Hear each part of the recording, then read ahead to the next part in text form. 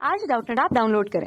Doubtnut पर अपने सभी गणित, रसायन विज्ञान, भौतिक विज्ञान और जीव विज्ञान के डाउट्स का करो सफाया। बस प्रश्न की फोटो खींचो, एक ही प्रश्न को क्रॉप करो और तुरंत वीडियो सोल्यूशन पाओ। अभी डाउनलोड करें। नमस्कार दोस्तों, आज का हमारा सवाल है असमीका निकाय को आलेखीय विधि से हल कीजिए। और यहाँ पर दे रखा है x प्लस वाई छोटा है या बराबर है 9 के, y बड़ा है x के और x बड़ा है या बराबर है 0 के। तो आइए इस सवाल को हल करते हैं। तो हमें क्या बोला है, असमीका निकाय को आलेखीय विधि से हल कीजिए। और आलेखीय विधि से हल करने के लिए हम क्या करते हैं, जो असमीका का चिन्ह होता है उसकी जगह सबसे पहले हम क्या करते हैं, बराबर का चिन्ह लगाते हैं। तो बराबर का चिन्ह लगाऊंगा तो हमारे पास सबसे पहली रेखा क्या प्राप्त हो जाएगी, ये आ जाएगी x प्लस वाई बराबर 9 की। दूसरी रेखा हमारे पास y बराबर x की होगी और तीसरी रेखा हमारे पास x बराबर 0 की रेखा होगी, जो कि किसका समीकरण होता है, y अक्ष का। x बराबर 0 हमारे पास y अक्ष का समीकरण होता है। दूसरा हमारे पास, अगर मैं इन रेखाओं को अब क्या करूंगा, ग्राफ में प्रदर्शित करूंगा। तो ग्राफ में प्रदर्शित करूंगा तो x अक्ष और y अक्ष पे प्रतिच्छेद बिंदु निकालने पड़ेंगे। तो इसका x अक्ष पे प्रतिच्छेद बिंदु, x अक्ष पे y बराबर 0 रखूंगा तो x का मान आ जाएगा 9, और y अक्ष पे प्रतिच्छेद बिंदु x बराबर 0 रखूंगा तो y का मान आ जाएगा 9। ये हमारे पास y बराबर x की रेखा है, जो कि हमारे पास मूल बिंदु 0 0 से गुजरती है और दोनों अक्षों के साथ समान कोण बनाती है। और ये x बराबर 0 हमारे पास y अक्ष का समीकरण होता है। अब इनको ग्राफ में प्रदर्शित करूंगा तो सबसे पहले हमारे पास एक द्विविमीय तल बनाऊंगा। तो ये हमारे पास क्या हो जाएगा, एक द्विविमीय तल हो जाएगा। ये हमारे पास हो जाएगी x अक्ष x x डैश, और ये हो जाएगी हमारे पास y अक्ष y y डैश, और x अक्ष और y अक्ष का जो प्रतिच्छेद बिंदु होता है उसको हम क्या बोलते हैं, मूल बिंदु O। अब यहाँ पर मूल बिंदु के इस तरफ x धनात्मक होता है, इधर ऋणात्मक होता है। मूल बिंदु के ऊपर की तरफ y धनात्मक होता है, नीचे y ऋणात्मक होता है। तो सबसे पहली रेखा की बात करूँ तो x अक्ष पे प्रतिच्छेद बिंदु 9 0 और y अक्ष पे प्रतिच्छेद बिंदु 0 9। तो ये रेखा हमारे पास कुछ इस तरह आ जाएगी।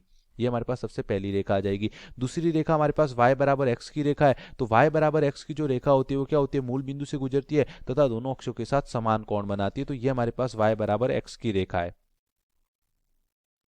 और जो तीसरी रेखा है वो हमारे पास क्या है, x बराबर 0। तो x बराबर 0 हमारे पास y अक्ष का समीकरण होता है। तो यहाँ पर पहली रेखा के प्रतिच्छेद बिंदु हमारे पास क्या हो जाएंगे, ये बिंदु हमारे पास क्या हो जाएगा, 9 0 0 9, सॉरी y अक्ष पे x निर्देशांक 0 होता है। तो ये हो जाएगा हमारे पास 0 9, और इस बिंदु के जो निर्देशांक हो जाएंगे वो हमारे पास क्या हो जाएंगे, 9 और 0। इसके क्या हो जाएंगे, y बराबर x। तो यहाँ पर हमारे पास क्या हो जाएगा, ये y बराबर x की रेखा, ये हमारे पास मूल बिंदु O से गुजरती है जिसके निर्देशांक क्या होते हैं, 0 0। तो हमें क्या निकालना है, अब हमें क्या निकालना है, असमीका का हल क्षेत्र, असमीका निकाय का आलेखीय विधि से हल। तो असमीका निकाय का हल क्षेत्र किस प्रकार निकालूंगा, तो ये मान लो हमारे पास पहली रेखा है, ये हमारे पास दूसरी रेखा है। तो ये हमारे पास पहली रेखा हो जाएगी, ये हमारे पास दूसरी रेखा हो जाएगी। तो पहली रेखा के नीचे की तरफ उस रेखा के संगत असमीका का हल होगा या ऊपर की तरफ, तो नीचे की तरफ हमारे पास क्या है, मूल बिंदु। अगर मूल बिंदु दी हुई रेखा के असमीका को संतुष्ट करता है तो हल क्षेत्र मूल बिंदु की तरफ होगा। तो मूल बिंदु को रखकर चेक करूंगा, तो मूल बिंदु इसमें रखूंगा तो क्या आ जाएगा, 0 प्लस 0 0 छोटा है या बराबर है 9 के, जो कि सत्य है। 0 का मान 9 से छोटा होता है, अतः मूल बिंदु संतुष्ट कर रहा है तो हल क्षेत्र मूल बिंदु की तरफ होगा। अब यहाँ पर असमीका के चिन्ह के साथ हमें क्या दे रखा है, बराबर का चिन्ह दे रखा है। असमीका के चिन्ह के साथ क्या दे रखा है, बराबर का चिन्ह, मतलब रेखा खुद भी हल क्षेत्र में शामिल होगी, रेखा पर उपस्थित बिंदु भी हल क्षेत्र में शामिल होंगे। इसी प्रकार दूसरी रेखा हमारे पास क्या दे रखी है, दूसरी रेखा हमें दे रखी है y बराबर x की। अब उसके संगत अब असमीका असमीका क्या है, y ग्रेटर देन x। तो इस रेखा के ऊपर की तरफ उपस्थित बिंदु ले लेता हूं, जैसे 0 9, या नीचे की तरफ उपस्थित बिंदु ले लो 9 0, कोई भी बिंदु ले लो। अगर वो बिंदु संतुष्ट करता है तो हल क्षेत्र उस बिंदु की तरफ होगा, नहीं तो उसके विपरीत तरफ। तो मैं ऊपर वाला बिंदु ले रहा हूँ 0 9, तो 0 9 को इसमें रखूंगा तो हमारे पास क्या आ जाएगा, 0 9 को इसमें रखूंगा तो y ग्रेटर देन x है। तो y की जगह तो आ जाएगा 9, बड़ा है, x की जगह आ जाएगा 0, जो कि सत्य है। 9 का मान होता है वो 0 से बड़ा होता है। तो यहाँ पर हल क्षेत्र क्या हो जाएगा, ये बिंदु संतुष्ट कर रहा है अतः उस बिंदु की तरफ, तो इसका जो हल क्षेत्र आ जाएगा वो ऊपर की तरफ आ जाएगा। इस रेखा का जो हल क्षेत्र आ जाएगा वो ऊपर की तरफ आ जाएगा। अब यहाँ पर असमीका के चिन्ह के साथ बराबर का चिन्ह नहीं है, अतः इस रेखा पर उपस्थित बिंदु हल क्षेत्र में शामिल नहीं होंगे। और जो तीसरी रेखा है वो हमारे पास क्या है, y का मान x का मान 0 से बड़ा होना चाहिए। तो मूल बिंदु के इस तरफ x धनात्मक होता है और इस तरफ ऋणात्मक होता है। हमें क्या चाहिए, 0 के बराबर या उससे बड़ा। तो 0 से बड़ा तो धनात्मक मान होगा, तो वो इस तरफ होगा, तो इसका हल क्षेत्र आ जाएगा इस तरफ।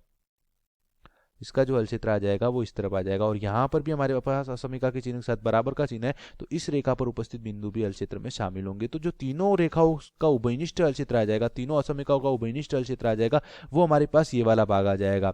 ये हमारे पास मूल बिंदु, ये बिंदु और ये बिंदु, ये जो हमारे पास त्रिभुज बन रहा है O मान लो ये बिंदु ए है और ये बिंदु बी है, तो ओ ए बी जो त्रिभुज बन रहा है ये हमारे पास क्या आ रहा है, तीनों रेखाओं का उभयनिष्ठ हल क्षेत्र, जिसको यहाँ पर मैं छायांकित कर रहा हूँ। यही हमारे पास क्या हो जाएगा, दी हुई असमीका का आलेखीय विधि से हल। अब यहाँ पर हमारे पास दो रेखाओं, जैसे मैं ओ बी और ए बी, ये जो रेखा है वो तो हल क्षेत्र में शामिल है, क्योंकि ये दोनों रेखाओं की जो असमीका है उसमें असमीका के चिन्ह के साथ बराबर का चिन्ह है। लेकिन ये जो रेखा है ओ ए, उसमें हमारे पास बराबर का चिन्ह नहीं है, अतः ये रेखा हल क्षेत्र में शामिल नहीं होगी। तो ये हमारे पास क्या आ जाएगा, आलेखीय विधि से हल। धन्यवाद। कक्षा 6वीं से 12वीं से लेकर नीट, IIT, JEE वो एडवांस के लेवल तक 1 करोड़ से ज्यादा छात्रों का भरोसा। आज ही डाउनलोड करें डाउटनेट ऐप या व्हाट्सएप करें अपने सारे डाउट्स 8400 400 400 पर।